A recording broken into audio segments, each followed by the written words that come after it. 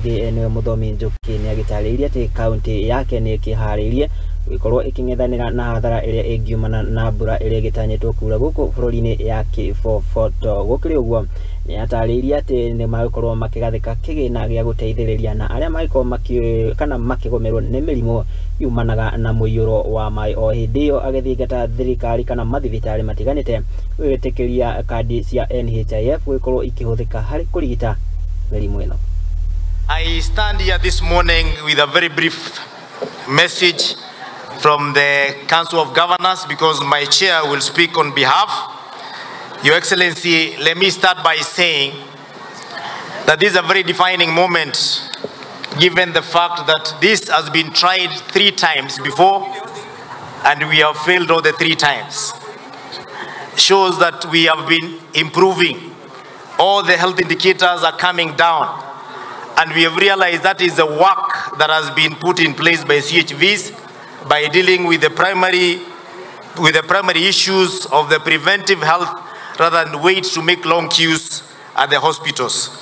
One of the biggest issues, Your Excellency, around health is having a system which does not allow a formal referral system from the primary level to the highest level, which is the level 6. That most of our patients normally do what we call self-referral to the hospitals because they have no one to give them advice on where they should seek for help depending on their disease condition. Your Excellency, we are happy that the laws that have been proposed, the 4 bills that are proposed that are before Parliament today, which have had very comprehensive consultation, and we want to confirm here today we are consulted as Council of Governors and we have given our input, are going to make sure that we have a uniformity in the whole of Kenya, where there is a CHV from Tharakanithi to Turkana, Mombasa, they are going to operate under the same standards. Lastly, on the issue of the stipend, I will not be mentioning the figures here because the custodian of figures behind me. But Your Excellency, the 50-50 model works very well.